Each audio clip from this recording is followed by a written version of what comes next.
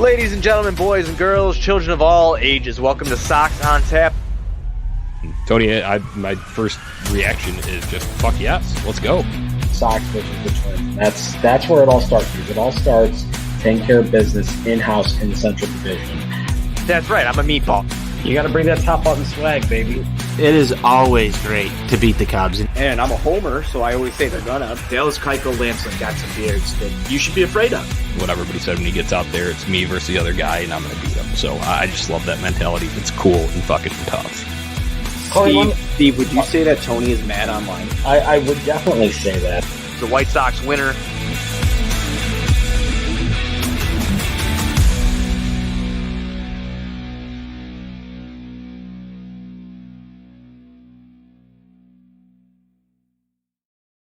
Ladies and gentlemen, boys and girls, children of all ages, welcome to Sox on Tap. I am your boy Buzz, and I'm joined by my dudes Tony and Steve. It's a special threesome. Yeah, you heard what I said. I said threesome. It's a special threesome tonight here on Sox on Tap because White Sox win 8-0. That's not even the best part. The best part is I'll tell you before we get into the episode here. Go to ontapsportsnet.com for all your Chicago sports literature and podcasting needs. Grab a goddamn beer right now and crack them, please, because it's a special goddamn night here.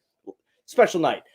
Anywhere you can listen to podcasting. Before you do that, Buzz, cheers. Cheers. Oh, cheers. Okay. Cheers. Yeah. I got to go to the other side of the camera there. Cheers, my friend. Cheers. Anywhere you can listen to podcasts, you can listen to us. 5-star rating and review because that's cool and tough. Follow us on Twitter. At Sox on Tap, at On Tap Sportsnet. Follow Steve at NWI Steve, Tony at Tony on Tap, me at Buzz on Tap. And if you want a new Carlos Rodon jersey, I know where to get that. I know where to get that. You go to Grandstand. That's where you go and get that Carlos Rodon jersey. You go to Grandstand. You can follow him on socials at Grandstand Sox. Go to grandstandsox.com. Go into the store. Anything White Sox related, Chicago sports related that you need, but most importantly, a Carlos Rodon jersey. If you need that, you go to Grandstand. Boys, what a game. What a game. I was on dub duty tonight. Did a Bulls game that ripped my heart out, which was kind of funny because my heart was beaten out of my chest after the fourth or fifth inning. What a absolute fucking gem from Carlos Rodon, man. Steve, let's start with you. Initial thoughts, my friend. Initial thoughts. I usually ask you how you're doing, but I know you. I know you like the back of my hand, so I know you're on cloud motherfucking 9 right now. So how you doing, man? Hey, yo, I'm doing real good. And real quick here. You know, you talk about this being a special occasion, getting a 3-way. Usually you got to pay double for that kind of action. Noted. Tony, how you feel? I mean, he's coming right out of the gate with some heaters already, just like Carlos Rodon tonight. I'm doing fantastic, Buzz. This was just a phenomenal game to watch. The offense clicked. Steve, you and I were on here last night bitching about some things. They seem to have turned it around. And I mean, baseball's a fun sport like that, Steve. Every game is going to be different. And this one was just extra different. Yeah, it really was. Look, you go from the highs and lows, the lows of yesterday's game to the ultra highs of today's game, jumping on and putting on a 6 spot in that first inning. And then Carlos Rodon just taking it from there. It was absolutely awesome. I mean, all night. My first tweet of the night for the Sox game was 12 pitches in an inning is cool and tough. Carlos had it from the first inning on. It was absolutely awesome. And, you know, before we get into the best part of his pitching tonight, let's talk about this offense picking up Carlos Rodon right away and going through the complete order in the bottom of the first, boys. So I got my notes here. Stole that from Johnny Nani so I don't forget things because, as you guys know, I like to crack them a little bit. So sometimes I forget what happens. But Rodon pitches first inning, clean, 12 pitches. He gets out the inning, no problem. Bottom of the first, crazy run by the White Sox. Through the order, they take a 6-0 lead. Plesac is pulled. Moncada gets a ribby. Yerman Mercedes with a 3-run blast. Vaughn hits a double, which scores Lurie. Madrigal singles. I mean, it was just absolutely huge.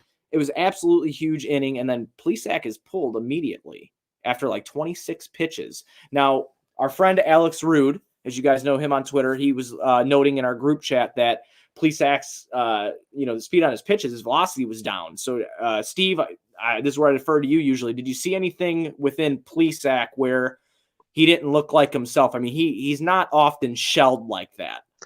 Yeah, I mean, the first thing is that downtick in the velocity was something that was pretty noticeable, and there just wasn't really the usual sharp bite on his secondary and his breaking stuff that we have been so accustomed to seeing him, particularly against the Sox, and really do so in some dominating fashion over the last couple of years here. So it was kind of interesting to see that here. He just didn't seem to have normal crisp stuff, and the velocity definitely was not there.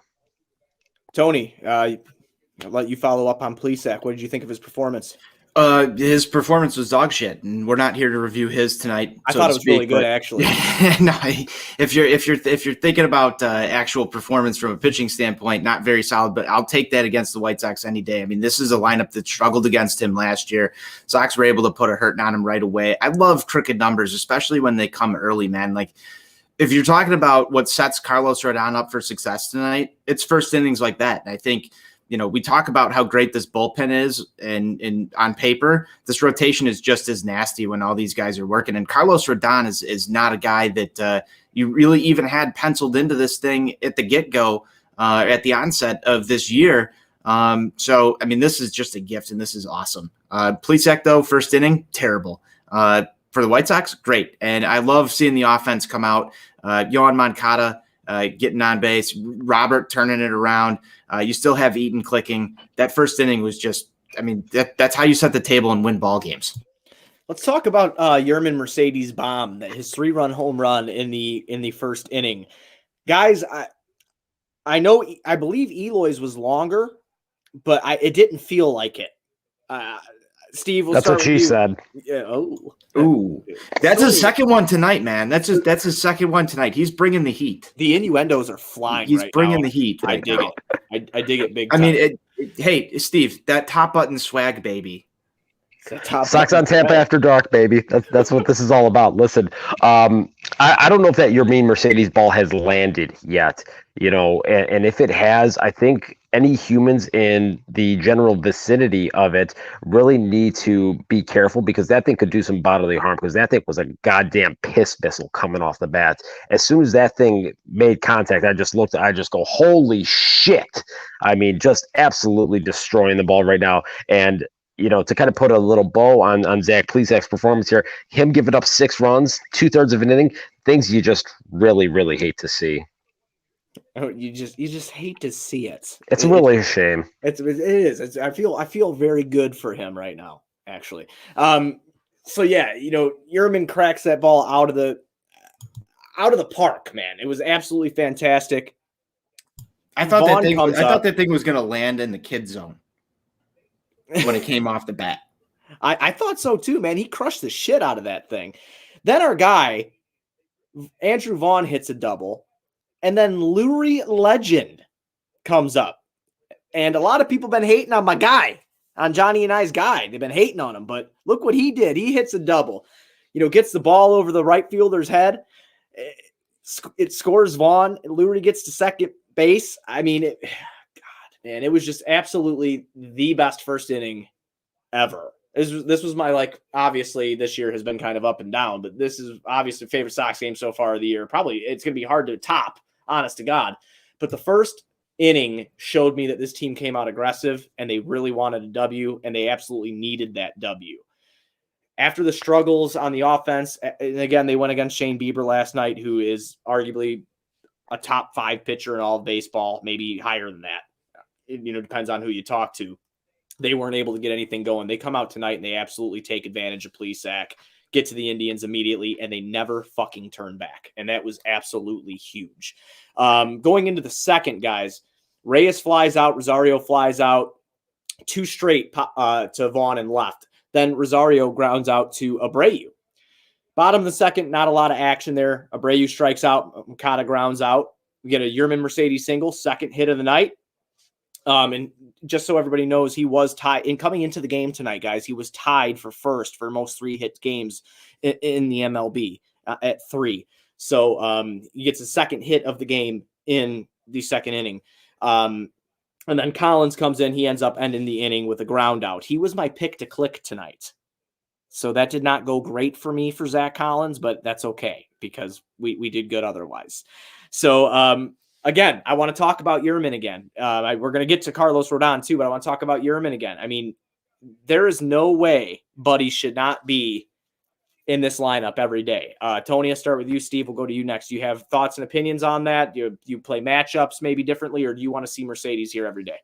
No, I want to see Mercedes in the lineup every day. I mean, this is another bat that's just been prolific so far this season. Obviously it's a hot start, but it is also a small sample size. Let's be honest with ourselves as White Sox fans for 2 seconds here and say, I don't think he's going to continue to hit at this clip. That's not going to be humanly possible. If he continues to do so, start building the statues right now. Is he going to continue to launch home runs like he has done twice now at Guaranteed Rate Field? I think so. I think his bat deserves to be in the lineup. I wish he wasn't just a DH. I'd like to see some ability to put him in the field. But again, with a bat like him and a bat like Eloy Jimenez, it's the same thing. You want that bat in the lineup. And while it's hot right now, yes, he should be in that lineup every single day. Again, you start running into some of those roster construction problems that we've talked about. Steve, you and I have extensively gone over some of that back and forth. But right now, I mean, again, you need that bat in the lineup because, I mean, he just offers so much protection and he's becoming dangerous. And the book is starting to be written that Yerman Mercedes is a problem for MLB pitchers. I think Tony hit on a lot of great points there, and a couple things kind of to circle back to a piece I wrote a couple days ago here for us over on Tap Sportsnet, and just really talking about his emergence. And we really are at the point where his performance is such that he absolutely needs to be in the lineup every day. He has earned that right. Tony talks about earning at bats and plate appearances, and Tony La Russa has talked about Andrew Vaughn not earning those at bats yet and not earning a position as a core piece of this roster. Mercedes has done that to this point. Baseball history is littered with guys who have been given opportunities and then they take the bull by the horns, and Yermin Mercedes is doing that right now. Again, we're talking about a less than 2 week sample size, but he's destroying the baseball. There's no reason for him to not be in the lineup on a day in and day out basis. And I mean, as long as he continues to hit the ball, and it's not just even when he's getting hits. You look at the at-bat he had against Shane Bieber in the 9th inning yesterday. He's having good quality professional at-bats. Even in circumstances when he's getting behind in counts, he's fouling off tough pitches, extending at-bats, seeing more pitches with consistently, and ultimately looking to try to get a pitch to hit. He's shortening up, and he's got a really strong two-strike approach. And this is a guy that actually, if you look at his numbers throughout the entirety of the time he's been in the White Sox organization, he's hit at every level he's been at. He hit in Winston-Salem. He hit in Birmingham, a place where hitters go to die. And he hit at Charlotte. So this guy's bat has played at every single level. So there is zero reason at this point for him to not be the DH in the lineup every single day. Absolutely. I absolutely agree with that. And Tony, I'm just going to disagree with one thing that you said with the small sample size and White Sox fans being realistic. I'm a fucking homer. And I am already constructing the statue. So it's being built right now in the Buzz Cave, and I will transport it to Lot B. So let's get into Carlos Rodon a little bit more, guys. So as the game went on, his pitches started picking up more steam. He said in his post-game interview that he felt really good. I believe it was in the 7th when Ramirez came up to bat, and he went down 3-0 on that. And Ramirez fucking cranked one. He's in Carlos Rodon's words, it was like 170 miles off the bat. And it went to Andrew Vaughn there in left field and was caught. That's when he knew that he had something special going on. Now, at that time, it was still a perfect game. And I was trying my best to not say anything because you guys know me. You've known me for a long time. I really believe in the juju. It's in the stars, man. It's all written there. No way you can talk about it. I believe in that stuff. I believe in jinxes. So I was like trying not to say anything about it. My heart's beating out of my chest as I'm recording Bulls on Tap, watching it on the 65-inch here. And I'm like, dude, this is really going to happen. Carlos Rodon is a guy that didn't know if he was going to be back here in Chicago. It was a guy that was talked about of not having a spot within this rotation when the season started. And through his first two starts, as you guys know, he was pulled out. I believe that was on Monday, right, boys? Or was that last Yeah, it was Monday, right? He was pulled on Monday because Giolito pitched last night. He's pulled on Monday because he was under the weather. He comes out tonight. He keeps that ERA clean. He throws a no-hitter, and he got stronger during it. If he can keep up this consistency, you have more than a three-headed monster in your starting rotation. Steve, we'll start with you on that, and then we'll go around table like we always do. Listen, you hit on a couple of very important points there, Buzz. You talked about people advocating for the White Sox to move on from Carlos Rodon. I was one such person this offseason, so I got a little bit of crow to eat here. I wrote a piece back in maybe December saying that it was time for the White Sox to move on from Carlos Rodon. Through 2 starts here, he's looking like a guy that is extremely motivated and focused more so than he has been at any point during his White Sox tenure. Perhaps coming in, working with Ethan Katz, maybe having that new voice to finally get through to him and get him to make some mechanical changes has been just what the doctor ordered, so to speak. But to your point, he has been just simply outstanding here through these first 2 starts, and it's going to be really interesting to watch to see how he's able to carry this over from start to start here. And I even took it a step further. You know, you talk about this team having more than a three-headed monster if Carlos Rodon can keep this up. I wrote back in spring training when I was finally trying to be serious a little bit after, you know, taking a break from some sarcasm tweets, that if one of the guys between Carlos Rodon, Michael Kopech, or Dylan Cease figured it out, I put it on paper. You can find it. I said this team was going to win the American League pennant. So if Carlos Rodon keeps this up, you know, if they could just weather the storm with the injuries between Timmy and Aloy, this team's pitching is, I think, going to be the best in the American League. What a story Carlos Rodon is. That's where I go with this, is because, I mean, you laid it out right there. This was a guy that a lot of people had written off at this point in time, and nobody took a chance on him in free agency when the Sox kind of cast him out there. I'm surprised at that. You know, former number 3 overall pick. His stuff has been nasty. He's shown flashes before. I think a lot of the questioning around Carlos Rodon was the mentality and just the, you know, the desire to be there and win. And if you actually go back and look at some of the stuff, and I'll eat crow just like Steve here, you know, I question some of that stuff too, but this is a guy that's faced a lot of adversity over the course of his career so far. He has battled injury after injury and wound up back in a starting rotation on a major league roster. I mean, that alone is just, you know, something that not many people can ever say. So for him tonight, like, I'm proud of him as a person, as a warrior, and that's somebody that you want on your team. Like, that's fucking cool and tough. That defines cool and tough. I'm just ecstatic for him. You mentioned, you know, is this more than a three-headed monster? I think so. I mean, like, we've gotten to the point now where this guy's thrown a no-hitter. His stuff plays.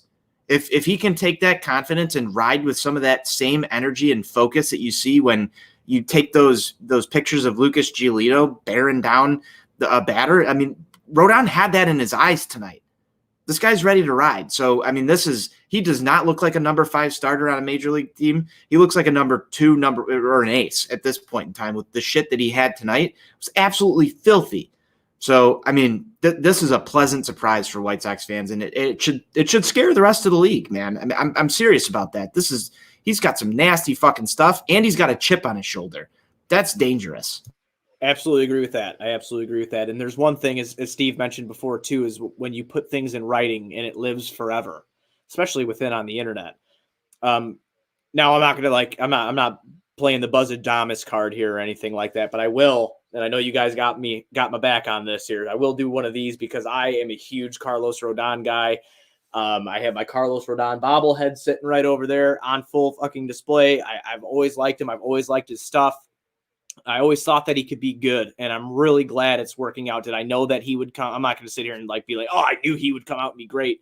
But I knew if he put it together, he had really good stuff, and he would be an above average 5. What was that on the episode that we talked on, Steve, when we in the beginning of the year where it was just you and I, and we had said he was a cheaper option as well than a lot of other 5 starters that you could have went and tried to get.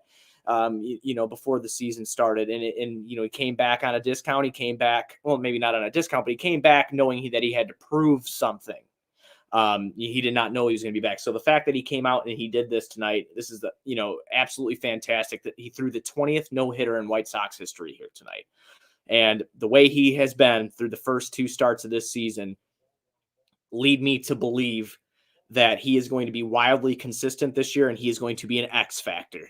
And that is just absolutely awesome to have somebody behind guys like Lucas Giolito, who had an absolute gem of a game last night, Lance Lynn, who just threw a complete game, Dallas Keuchel, who looked better, and he's going to continue. He's going to improve. Dallas Keuchel is a proven commodity in the MLB.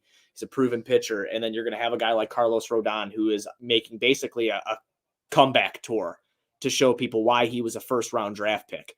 And, dude, like I said, it's absolutely fantastic that we got to experience that and that he got to experience that. We might be getting close, if he can keep this up a little bit, to renaming this the Carlos Rodon Revenge Tour. That'd be great. I would definitely rock a T-shirt that said that. I'm here for it. Yeah, I would too. Absolutely. So, moving on through the game here, the White Sox, again, we already had talked about how they had put up 6 in the first. They put up 2 in the third. And then after that, there's no more scoring for the rest of the game. Get a couple hits here and there. Yerman Mercedes, again, bringing him up. He gets it was just so odd. It was like this pop up to center field that the center fielder was playing like way back on him and he could not get to, and that lands. And guys, that is a league leading. At that point, that is a league leading 4 times this year. He has had 3 hits in a game. That's the 4th time. So he's now league leading and his average sits at 500. Bonds, I think that at bat was just kind of what I was talking about earlier with his 2-strike approach, being a guy that is going up there, shortening up his swing, not just going up there trying to hit the ball onto the concourse like he did in his first at bat. He's trying to shorten up his stroke and just put the bat on the ball, and that was a perfect example of that. Yeah, absolutely. Another thing I kind of want to bring up is, did you guys know Nick Madrigal could hit the ball that far? Because here we go. Okay, I don't know. I don't know if you saw my tweet in the first inning, because he was the last batter that Plesac faced, and I jokingly said Terry Francona came out to the mound and said, "If this little slap dick can hit you hard, you're done for the night." I know so many people were happy. Everybody was raking. Yeah, everybody. Well, everything was clicking tonight, and I mean that's what makes it all the more magical. As a game as a whole, because the offense did things tonight that you expect the offense to do. You've got Yerman Mercedes right now early in the season. If you're a Sox fan, like every time he comes up to the plate, you expect him to get a hit. It felt that way tonight. Yohan Moncada coming through. You got Luis Robert coming through. You saw extra base hits. You saw a lot of crooked numbers. Things were clicking for this team early on. And, I mean, even Nick Madrigal. Who would have thought? I mean, look at us. Who would have thought? Hey, look at us. Let's look at us. I didn't think not me. I didn't think he could hit the ball. Not me. Far. Not me. Not me. No, not me. Not me. Listen, it was still just a screaming single, though. At some point, I'm going to need him to see if he can locate a GPS system to find his way over to second base on a batted ball. Here's my question: did he smile after the no-hitter? Like, I want to go back because I'm still on this. Nick Madrigal has one emotion, and that's just straight face. Did he smile? Was he happy after the no-hitter? Did anybody see that? Well, he's very small on camera, so you can't tell if he smiles or not. I'm sorry. He's no Conor Gillespie, I'll tell you that. Jesus. I'm sorry. I like Nick Madrigal. I like him. He did good tonight. All right, we got a he did smile. Okay. Can we get a picture of it? Tag Sox on Tap or at Tony on Tap. I need to see a picture of Nick Madrigal smiling for just for my own personal proof that he actually cares about being here and he's not a robot. We need a video guy. We do. We need a video guy that can, pump some video of Nick Madrigal smiling and make me look stupid on air. Oh, no one wants you to look stupid on air. I mean, that's not. Well, I just haven't seen him smile. I haven't seen him be happy, and he had a good night tonight. Everybody had a good night tonight. That's the best part about this. We could be screaming about stuff last night, Steve. We're talking about stupid extra inning bullshit rules, and then the next day you're treated to a no-hitter. That's what makes baseball beautiful. Exactly. You go from being hashtag mad online about not being able to score to, the ultimate highs of just going out there and just kicking the Cleveland Indians in the dick and seeing Carlos Rodon throw a no-hitter. So as we get into the, we're just going to jump ahead now because there's no scoring. Not a lot was going on. We're going to jump into the ninth inning. This is the same version of when you're watching an encore game and they say, we're now skipping ahead in the action due to time. And yes, that's what's happening. So we're skipping ahead to the ninth inning, and Los gets that first out in the ninth inning, and I thought Abreu was going to tear his hammy. And I'm really glad that he got up and he was all right. It was almost an infield single, but he made a great play to get the first out. It was reviewed. Yeah, it was reviewed. Yes, it was reviewed. How were you guys feeling? Like, I want to know how were you guys feeling during the review? Buzz, I'll let you go first because, like, I knew he was out, but I was also nervous because we just talked about this last night, Steve. Like, can we get a view from New York? And just as perfectly as this script is written, we talk about this last night extensively. Can we get a view of New York? And that's exactly the first thing that popped in my head. I was feeling nervous as hell, to be honest with you. I told you, like, my heart was beating out of my chest. As I was doing the Bulls on Tap postgame show, I was having a hard time focusing because I was like, I was doing one of these, man. My heart was beating real fast. And when the review came up, I'm like, they're going to find a way to screw us because that's just what happens. The baseball gods and the basketball gods usually hate me. So I was like, they're going to screw me out of perfection here. And then it didn't happen. So when the review came back and they said he was out, which I knew he was out, you could tell by every single view we got on the television broadcast. It was absolutely ecstatic, man, because I'm sitting here thinking I'm about to watch the third perfect game for the White Sox in my lifetime. That's what I was thinking at the time, and I was absolutely ecstatic when he was out. Steve? I'll take it back even a step further. After he got the third out in the eighth inning, I kind of went through my Twitter feed a little bit and saw a good old Boob Nightingale tweet that Carlos Rodon was 3 outs away from a perfect game. And I looked at it and I was like, well, there it is. The Nightingale jinx. It's over now. So, and then it's like right on cue, that first hitter Naylor goes up there, hits that ball to Abreu, and he's got to slide feet first into the bag. It's almost just like, it's like he's trying to jinx this thing at this point, just with his powers of all Nightingale and everything. And, they were able to pull through it. Guy, are you? You're not a big Nightingale guy, huh? I call him Boob for a reason. Oh, you even had what's his name? Scott Greger was doing the same thing. Oh, you had a few of them out there. And I know. I saw Summer of George out there blocking anybody who was mentioning anything, and I respect that. If George is in here, he's watching whatever. Power move there. Block him. Just block him because you don't want that energy, Buzz. You're a juju guy. That's the right move, correct? Yeah, absolutely. There's a reason I wear a star constellation on my neck every day. It's star constellation from when I was born. I really do believe in the stars, so I just don't say that. I really do believe in it. And when you put that energy out into the air of something that should not be spoken of as it's happening, you put negative energy out, and that can affect what's happening in real time. So when you jinx shit, it really makes me mad. Like it infuriates me. I've never blocked anybody on Twitter before. I don't even think I have anybody muted, but I am. So you're not on the Steve Stone block train. No, I don't do that for people with differing opinions or who just want to have fun on a social media platform. I don't have enough time for that. He must have a ton of time for that. So I'm not a big Steve Stone guy, as we all know here on this show. But we get into the next batter, and this has now become public enemy number one for me. That guy, Perez could have jumped out of the way. He didn't need to rob us. So I do not like him anymore. I didn't like him in the get-go because he's a Cleveland Indian, and I hate everybody within our division. Shout out my big brother, NWI Steve. Anybody in our division, I cannot stand more than anybody else, Cubs included. Anybody in my division, I cannot That's stand. the correct take. I cannot stand.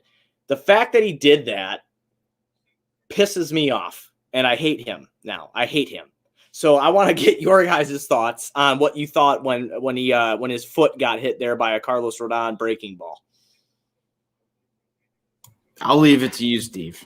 My initial reaction was son of a bitch. I tweeted that. That's exactly right.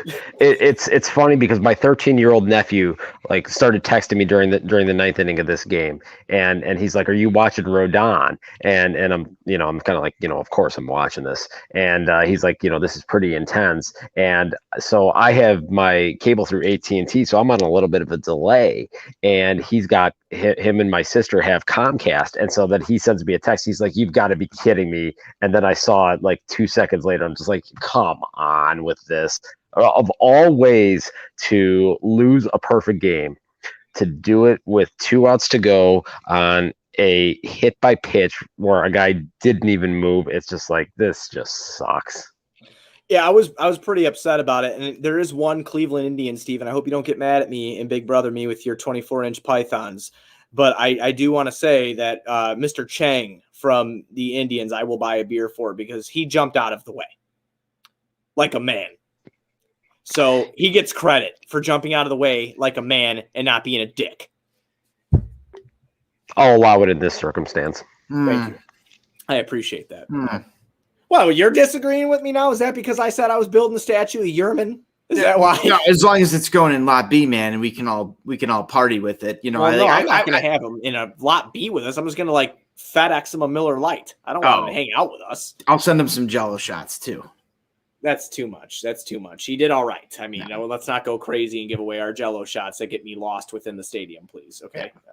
All right. Whatever. So after that, Carlos Rodon, I believe he actually ends up striking out Chang, and then Luplo grounds out to Yoan Moncada to end the game. That is obviously, again, Carlos Rodon's first career no-hitter. That is Zach Collins behind the plate. He caught a no-hitter. He looked absolutely ecstatic. The team was ecstatic for him. And this one, guys, ended on 114 pitches for Carlos Rodon. Out of those 114 pitches, 75 were strikes. He had 7 strikeouts on the night. Hey, Buzz, sorry, I got to interrupt you for a second here because I'm just seeing a tweet coming across here from Sarah Langs, who tweeted that before tonight, Zach Collins had caught just 15 games in his career. That's tied for the 5th fewest career games caught before catching a no-hitter in the modern era. See? Sarah's got a great mind. She's hearing it within the stars, what we're talking about right now. See that? You're getting all philosophical on everybody. It's late night. It's late night. It's getting philosophical. It's late night. I have been drinking sours by Revolution, which you can read reviews on at ontapsportsnet.com, and I'm feeling very good about myself because right before the game ended, Tony, you texted me, and I told you I loved you. I was going to go play in traffic because of how upset I was, and this just brought me back from the dead. So I'm completely back right now. Yeah, you had a rough Bulls game. If I were you, I would just never watch another Bulls game. Well, that would be really bad for our content, so I can't do that. I know. No, but if I were you, I just wouldn't watch. I'd just watch the White Sox because they're way more exciting. That's just me. Well, you're not wrong. You're not wrong. Our 500 White Sox team is definitely way more exciting than that other Jerry Reinsdorf owned team. Steve often asks me how I do 2 of those teams, and I still don't have a good answer for him yet. So, guys, we talked you just about clearly love pain. Yeah, I guess I'm into it a little bit. Let's not talk about pain right now, though, guys. This is a good night. Despite what happened to Jerry's other team tonight, I'm sure Jerry Reinsdorf is doing just fine right now with the fact that he's got Carlos Rodon throwing no-hitters in front of fans, and this is just going to pique the interest in this team. And you know what, guys? This is the type of game that will set the tone for the season. That I'm going to go out on a limb here and say, this was the game where these guys are going to gel. Because this is where they turn the corner. They didn't even need a corner to turn. They just needed that game to gel. And it happened early. You talk about, you go back and look at great teams. There's always that game There was that game in 2005. There's been that game everywhere. This could have been it, and if that was it, that sparks this team into being a complete juggernaut, and it happened in April, holy fucking shit. There's going to be struggles. I'm going to preface this. There's going to be struggles along the way.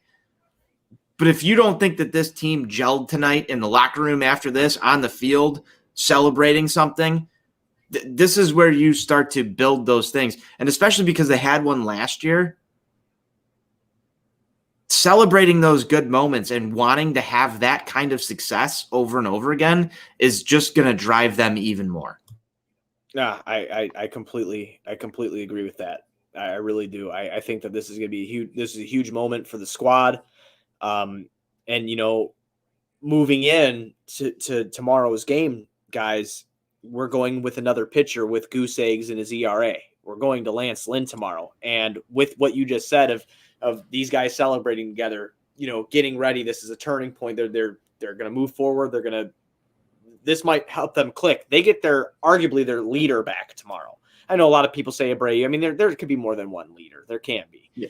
And they get Tim Anderson back tomorrow too. So imagine the spark that they just got tonight from that performance, and then they get TA back tomorrow in the leadoff spot and at shortstop with Lance Lynn on the mound, facing off against it just went away from me. Who was it? I'm so sorry. I closed out the tab like a jag-off. Beers happen, man. Well, yeah, I closed out the tab. It's Aaron Savali. That's how I say his name, right? Did I do it right? Yes. I did it. Dude, I'm not going to validate anything you say because I am the butcher of last names. Johnny Nani can attest to that. I am the butcher of last names. So if I'm validating what you said, it means that I probably would have done worse. I still feel good about what I did. So I still feel good about it. So, boys, tomorrow that's the pitching matchup. Lance Lynn against Aaron Savale. This game starts at 1:10. This is a 1:10 game. What are we looking for tomorrow? Steve, what are we looking for tomorrow, man? I'm looking for Lance Lynn to go out there, do exactly what he did at his last outing. Just go out there, attack from pitch number one, be in that strike zone, fill it up with the various different types of fastballs that he's got, and just go right at this weak-hitting Cleveland Indians lineup and just continue to shove. Remember, when he threw that complete game on Thursday at the home opener, he said, I'm gonna take the lead here. Everybody else in the rotation now, you need to follow my lead. And since that happened here, we're starting to see more length out of the starting rotation here, and this team's starting to show some signs of life here. So I look for him to continue that, have another strong outing, go out there and shove, and let's win this damn series. Absolutely, Tony. You know what? I said this during the game. I was talking with my wife back and forth as this was going on, and starting the year, you thought that your top three were Lucas Giolito, Dallas Keuchel, and Lance Lynn. Correct? Does everybody on the show agree? I mean, yeah, nod. Okay. If you couple that with Carlos Rodon figuring it out, he's just one guy that's figured it out. Dylan Cease in his last start was not bad at all either. You've got this rotation of scariness. I don't even know what the word is because I'm starting to look back at like that 2005 rotation that we had. You go through like 1, 2, 3, 4, and you get to 5 and you're still in trouble. This rotation has the making of a juggernaut. Imagine being the Cleveland Indians right now. That's a terrible thought. Well, Steve, for 1 second, put yourself in the mind. Tony, I can't do it. I don't want to hurt myself mentally that much. Put yourself in the mind of a Cleveland Indians fan and realize you have to face Lance Lynn tomorrow. Yeah, wait, hold on. Let me put myself in the mindset of a Cleveland Indians fan. Let's see. My team just got kicked in the dick, got a no-hitter thrown them, and let's see. I've never seen them win a World Series. I've seen them choke 3 of them away. Let's see. My parents have never seen them win a World Series. My grandparents were little kids when they last won the World Series. God, it's just an awful existence. I'm gonna go jump into Lake Erie. There you go. And Lance Lynn can help you get there tomorrow. Because here's another guy that can go 9 innings. Here's another guy that's cool and tough. Here's the question for both of you. Do we need Fear the Beard Carlos Rodon shirts after this? Oh, 100%. Yeah, absolutely. I want everybody in the starting rotation To grow a beard? Well, I mean, Dylan Cease has one. Lucas Giolito They has all one. they all do have at this point. Yeah. They all have Fear beards. the beard. Fear the fucking beard. 100%. This rotation is scary as fuck. And it's great. And It's once great. this offense starts clicking and we get Tim Anderson back and Lord willing, when Adam Engel gets healthy, I mean, I'm not counting on him every day, but having that depth You're just piece, waiting on that Adam Engel I am. piece. I am too. I am like too. Adam Engel. Admittedly, I'm waiting on the Adam Engel piece. And, obviously, hopefully Eloy can come back when we're making some noise, hopefully getting towards October. But guys, I'm on cloud nine right now. This was huge for us. I'm on cloud nine too with you, man. I called off work tomorrow. I'm gonna drink them down. Oh, no one told me we were calling off work tomorrow. So okay, that's cool. That's cool. Me and Steve will just go to work. That's great. Steve, did you know about this? I did not get the memo, so this is all news to me. That's great. Well, it's Calling too late. off work. It's too late for me to do it Cheers, now. crack 'em. Grab another beer. Call off work with me, Buzz. I can't. It's too late for me to do it now. Damn it! But before we leave with everybody here, picks to click tomorrow, boys. Who we got? All right, I'm going to jump the gun on this one here. He's coming back tomorrow. You mentioned it, the emotional leader, Timmy, TA7, back in that lineup. He's going to come in there. He's going to look to provide a spark. This happened last year when he came off the injured list. He went yard that first game. He's taking Aaron Savali deep tomorrow. They're winning this damn series. TA going to have a big day. Tony? I love when my pick to click gets stolen right before I have to go. And like you build up those mental things when you're on these shows. Like, what am I going to say? And you know the feeling, Buzz, right? When somebody steals your pick to click, It's every time. right. Yeah, it's almost there. I'm going to go Yasmani Grandal because he wasn't in the lineup today. Okay. And he should be in the lineup tomorrow. Like, I don't know. Zach Collins just caught a no-hitter. He might be back in the lineup.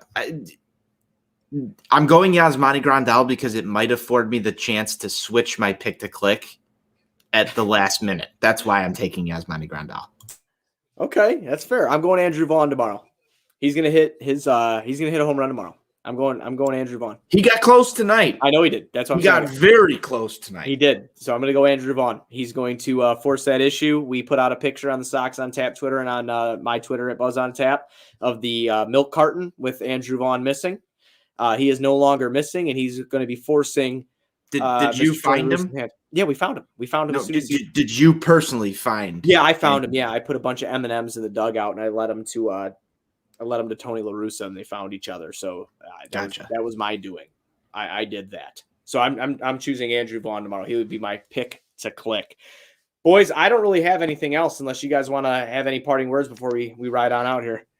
I got one parting statement I would like to make, boys. So if you'll just indulge me, I'll try to be as quick as possible. Absolutely.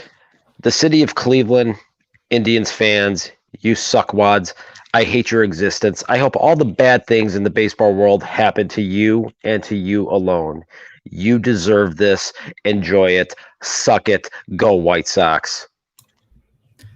I'll follow up on that. I've got a few parting thoughts for everyone. Number one, this is the exact treatment that Cleveland deserves for blowing it in the 2016 World Series. This is your punishment right now. Fuck you. I hate you. This is exactly how you should feel.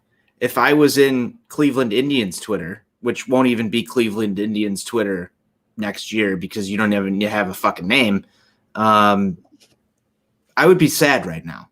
I'd be real sad. This guy that just fucking threw a no-hitter against you was cast aside, thrown away, came back, and just fucking railed you tonight. Go White Sox. Buzz? Yeah. Is there any way we could patch in Joakim Noah to get some thoughts on this? Because I know he's got some strong thoughts on that shithole city that's known as the mistake by the lake. I've got one last thing. I've got one last thing to say. Our guy Johnny Nani was there with his dad tonight to take in that game.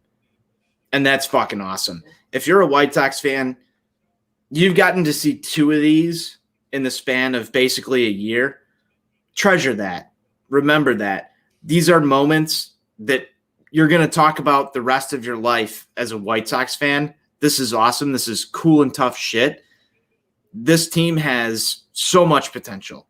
And the reason why we get so down on them on some of these post-game shows when they lose is because of nights like this, when we see this potential play out to the best of its ability. That's why we don't accept failure as an option here on this show. That's why we expect them to do things like this, because they have the capability of doing it. Yes, it's hard. Yes, it's not going to happen all the time, but it's there.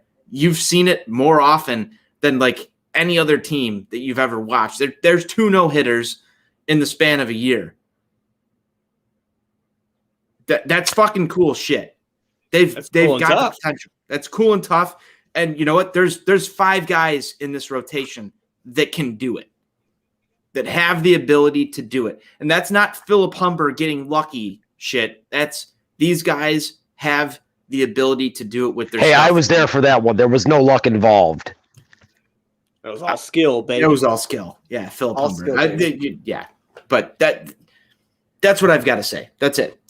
Well, I have one thing to say. What they said. I agree with everything they said. Everybody be sure you're going on tapsportsnet.com for all your Chicago sports literature and podcasting needs. Following us on Twitter at SoxOnTap, at OnTapSportsNet. Following Steve at NWI_Steve. Following Tony at TonyOnTap. Follow me at BuzzOnTap. Anywhere you can listen to podcasts. Again, you can listen to us. 5-star rating and review because that's cool and tough. Go to Grandstand. You want your new Carlos Rodon jersey? Go to Grandstand. Follow them on socials at Grandstand Sox or go to grandstandsox.com. We'll be back tomorrow after the White Sox win the series and beat Cleveland after a Lance Lynn gem, a TA7 home run added with an Andrew Vaughn home run, because we're both going to win that pick to click, Steve. Well, what do we lead well with? I forgot. I was about to say, let's go Bulls. Oh, my God. White Sox forever. White Sox forever. White Sox for life. Suck it, Cleveland.